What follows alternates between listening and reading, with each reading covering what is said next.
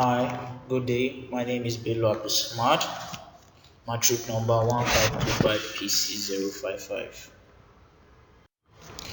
I will be teaching money under the subject economics. At the end of the class, students should be able to define money, identify functions and characteristics of money. Students should be able to list the type of money. Students should be able to define demand and supply of money. Prior to this class, we all make use of money in our everyday to day activities. So we all know the meaning and the function of money.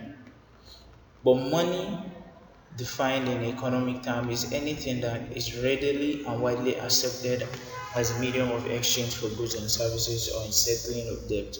Money plays a crucial role in the economic system of any country. It is a means of promoting specializations and exchange on which modern economic activity is based.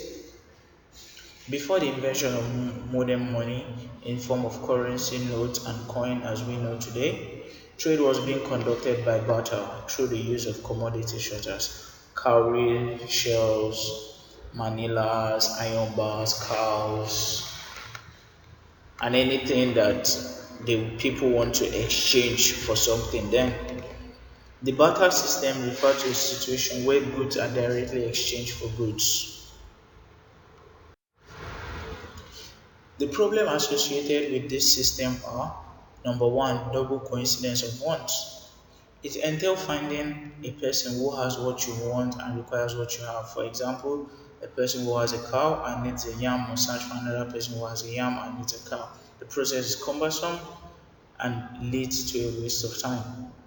Number two, no common unit of measure. It is difficult to arrive at a uniform or an easily acceptable exchange rate between different commodities. Number three, the absence of a means of storing wealth or value. Under the barter system, it is difficult to store wealth because most articles of trade, especially agricultural products, are easily perishable. You can't store your produce, or especially agricultural produce, you can't store them for too long. But if it was money, you can store your money in a bank and you have the possibilities of it, adding value. But during the barter system, agricultural produce easily get perished, and people could fall into loss. So the introduction of money has enabled man to overcome the problem associated with the barter system. Functions of money. The three main functions of money in every modern economy are: number one, medium of exchange. Money facilitates the exchange of goods and services because people exchange the goods and services they produce for money and then use the money to buy other goods and services they want. This enables man to overcome the problem of double coincidence of wants associated with trade by barter. Number two, a unit of account or a measure of value. Money serves as the unit in terms of which value of goods and services are measured and recorded. The problem of barter with regards to the determination of exchange rate between different goods is solved. A store of value. Money is a good store of value, providing purchasing power in a general form that can be used to meet future needs of goods and services under the barter system. Articles of trade are easily perishable and cannot be stored for future transactions. Characteristics of money. For anything to perform the functions of money outlined above effectively, it must possess the following attributes or qualities. Number one, general acceptability. It must be acceptable by all economic agents in the country in which it is used in payment for goods and services and in settling debts and obligations. Money is generally acceptable in every modern economy. If you want to board a taxi, you would have to pay with money. If you want to buy goods at the market, you have to pay with money. If you require a service of a teacher or a service of a doctor, you have to pay with money. So it's a general it is generally acceptable in the economy. Number two, divisibility. It should be available in units of a standard size, sufficiently divisible to facilitate the purchase and sales of goods and services over a wide range of price. It should be divisible in the sense that if you want to buy a good of 10 naira, you can purchase it with 10 naira. If you want to buy a good of 1000, you can buy it with 1000. It's not like, oh, it's 10 naira I have, or every goods and service has its own range of price, and money has that power of divisibility in which you can purchase different service and different price at your preferred time. Durability. It should be able to last for a long time without losing its value. This is the reason why high quality paper are used to print paper currency and precious metal are used in minting coin. Types of money. Number one, paper and coin. Number two, bank deposits. Number three, quasi money. Nature of money. The nature of money is usually discussed under three headings.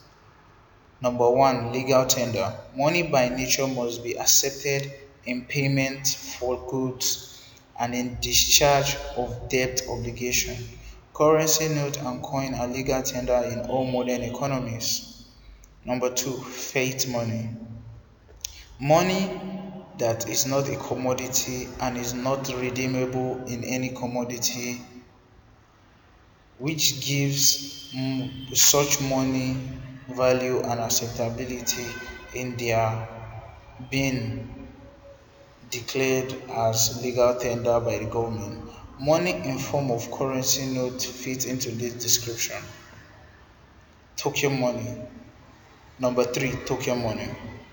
This refers to money whose face value is greater than the actual value of material of which it is made. In most economies, coin are token money whose value as metal is less than their monetary value.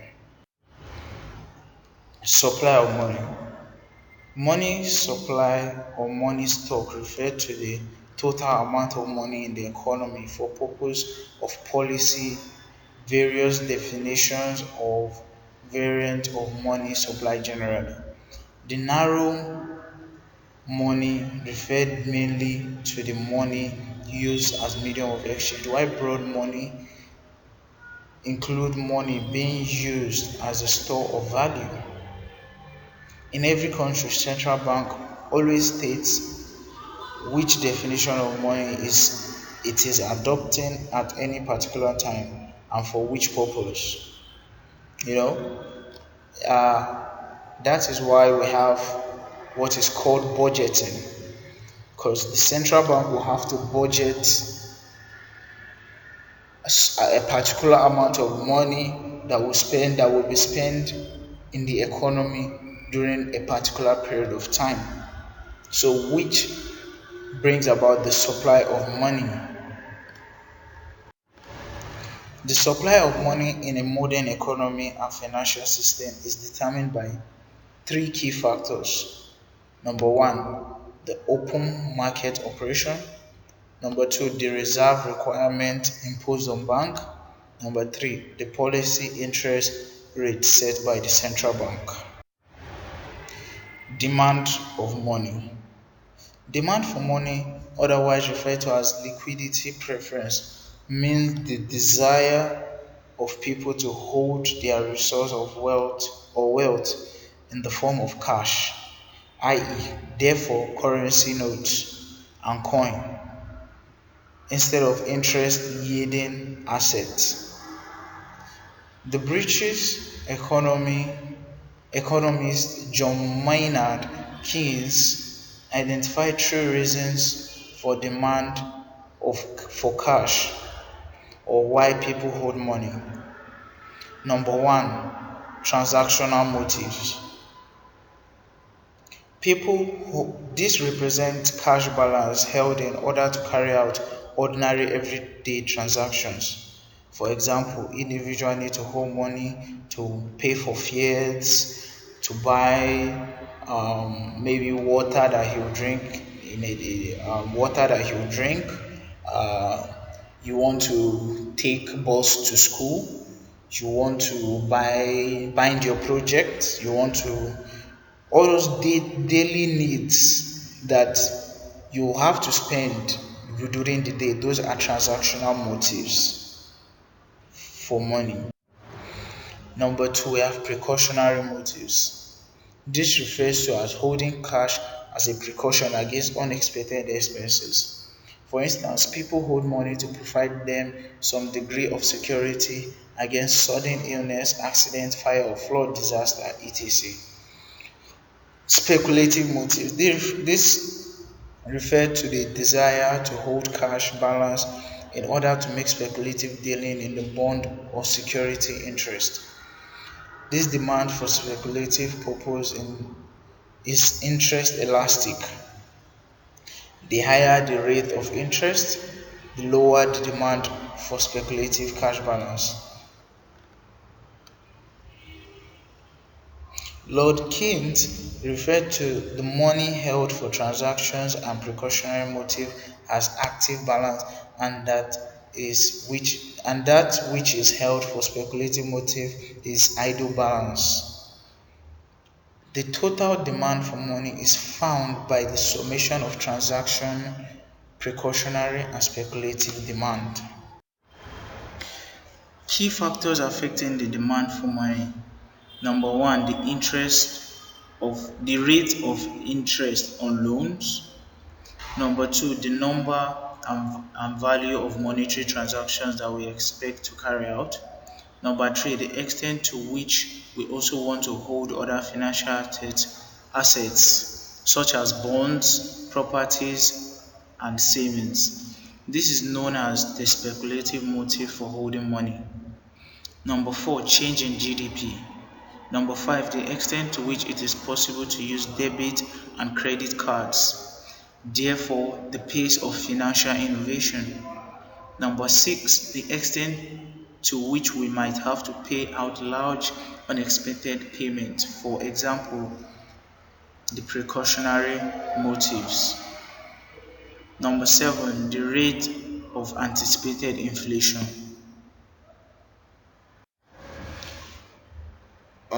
Below here, right on this slide, you'll see image showing different currency. The first image is showing you the dollar currency. The second one is showing you the naira currency, and the fourth one is showing you the different denomination in the naira currency. Types of money. Number one, paper and coin. Number two, bank deposits. Number three, quasi money.